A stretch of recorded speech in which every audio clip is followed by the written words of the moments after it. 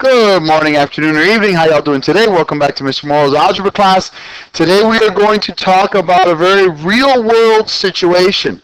Anyone that wants to go into business, or there's statisticians, logistics people, trying to find patterns. All right? This is very important for that. Today we're going to be talking about scatter plots, trend lines, and the line of best fit. Okay? We are not going to use a calculator. We're going to do this by hand. So, what happens? When you do it in a calculator, you get what's called the correlation coefficient, and it's called the R. When they ask you that on the homework today, guys, ignore it. That's only done with a computer or a program or a calculator. We're going to learn how to do this on our own without that, okay? Now, as far as a scatter plot goes, I have three scatter plots here. Very similar to the slope.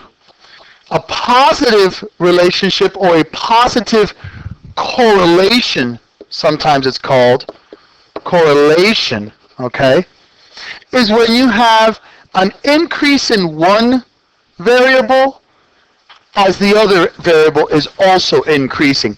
It is going up from left to right. And if you see this line here, I'm going to highlight it in green. This line here, do you see how this line is roughly in the middle of the data? Roughly? That is called your trend line, or your line of best fit. Today we're going to learn how to make an equation to represent that line. Okay? A negative relationship or a negative correlation is happening when one variable is increasing as the other is decreasing. Okay? Let me give you an example of both, actually. Well, okay, foreclosures and house units for positive. Foreclosures mean that the bank comes and takes away your house. Well, the more foreclosures there are, the more houses in the market. That's why as foreclosures are increasing, so is the number of houses on the market, okay? That's a positive correlation. Another positive correlation, study time and your grades. The more you study, the higher your grades are, on average. The more you study, the higher your grades are, on average. Okay? Now, a negative correlation. In the example we have here, okay, for negative correlation, we've got unemployment rate and percent of college educated. The lower the college education, the higher the unemployment rate. So look at what's happening here. As my unemployment rate increases, okay, doesn't my percent of college decrease? That's what I've always telling you guys. College is very important. Okay? The more education you have, the less unemployment you have. That's a negative correlation. Another example for negative correlation would be the amount of TV or video games that you play and your grades. The more time you spend watching TV and playing games, that means the less time you study, so that means the less your grades will be, on average. And then no correlation. No correlation, okay? No relationship. For example, pet owners and the percent of college educated. They don't match up. You could have a dog and not be a graduate from college. You could have 7 degrees and be allergic to dogs. So there's no correlation there. Another no correlation would be something like your grades and your hair color. Has nothing to do with anything. Or your grades and the amount of Doritos that you eat during the day. It's nothing to do with each other. So when they don't have any relationship, that's called no relationship or no correlation. Now, I went ahead and, of course, define some values, some words. So positive correlation we already talked about. As one variable increases, so does the other variable. Done. Negative correlation. As one variable increases, the other variable decreases. Done. It's opposite. No correlation. There is no relationship between the two variables. Trend line. Trend line is a line of best fit on a scatter plot drawn near the points that shows a correlation. When you draw a trend line, you want to kind of, to the best of your ability, be smack dab in the middle. You want to be right in the middle. Now, interpolation and extrapolation. Interpolation is estimating a value between two known values. When you estimate a value between two known values, that is called interpolation.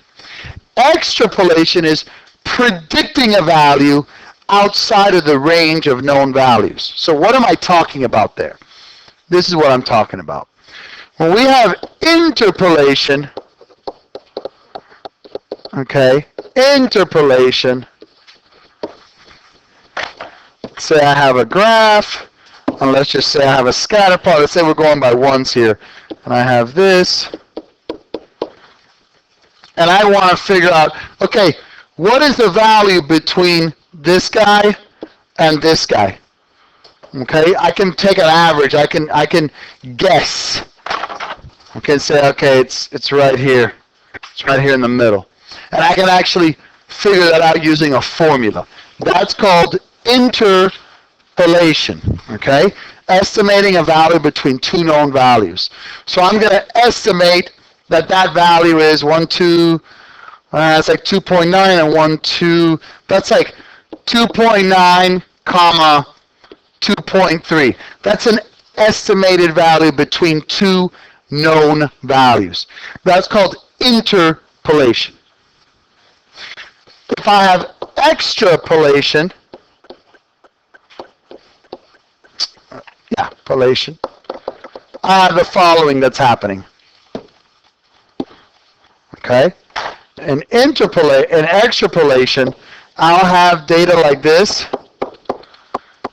and then I'll say, okay, what's the value over here? Like, let's say we're going by years, okay? And these are all by ones.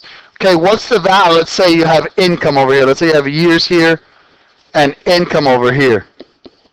If I say to you, what would your predicted income be at year 10? You got to find that value. That's why we make an equation, so we can plug stuff in and find that out.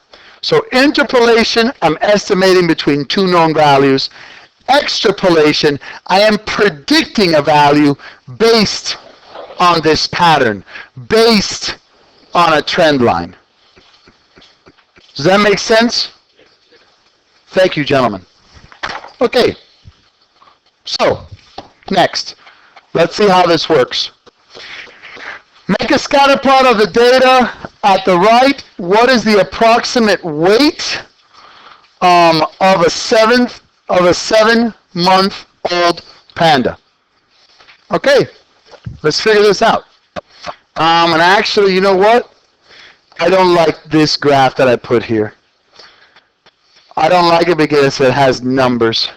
So let me go ahead and do this. Let's go down here. And let's get rid of the numbers, Let's get rid of the numbers. There we go. Okay, this is going to be much better now. I only did an X and Y on the positive side because we're dealing with real things, and real things cannot be negative. So where have we learned to always put time? Very good. So age in months is going to go over here. We always got to label, guys. Always label, label, label, label, label. And then weight here, of course, in years, okay? So I'm going to first of all graph the scatter plot. I'm just going to graph the scatter plot. So at month 1, we're going to go by ones in the denominator. Actually, it goes to 12. For our purposes, let's just scratch these two out. So let's go 9 and 10. Okay. If I could have gone by 2s. Yeah, you know what? Let's do it the right way. Let's not take a shortcut. Let's go by 2s. So 2, 4, 6, 8, 10, 12, 14, 16, and this is the age in months. Okay. And then on my weight, I got from 2.5 to 55 basically. So I'm going to go by, we go by fives. We go by fives. Yeah, why not? I think we could do that. So we got 5, 10, 15, 20, 25, 30, 35, 40, 45, 50.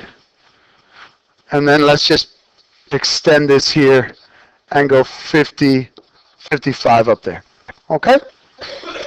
All right, so does everyone understand how to set up the axes here? Everyone knows how to do this. This is easy. It's understandable. You got this down pat, right? Awesome. Now, let's start graphing each point. 1, 2.5. 1, 2.5 is about there. That's an estimate.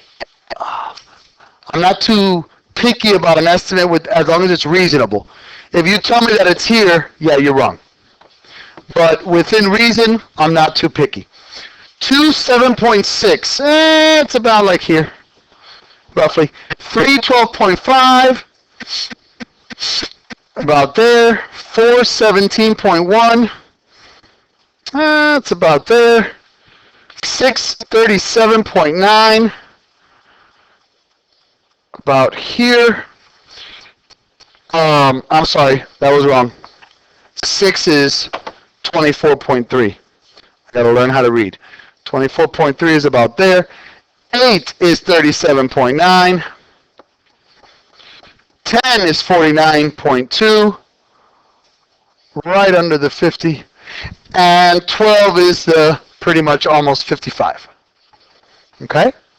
So this is the scatter plot. Does everyone see this?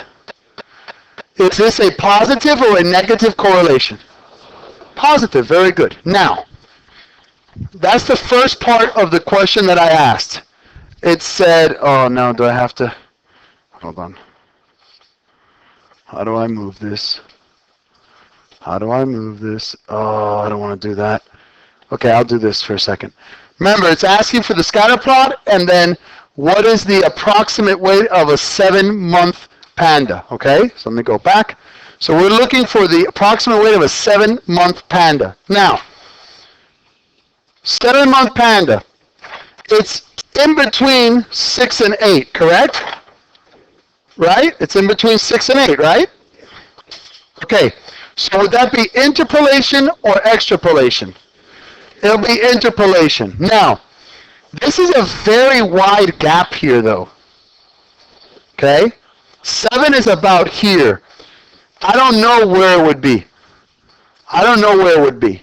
It's going to be a guess. But today I'm going to show you how you don't have to guess ever on this. What we're going to do is we're going to create a linear equation.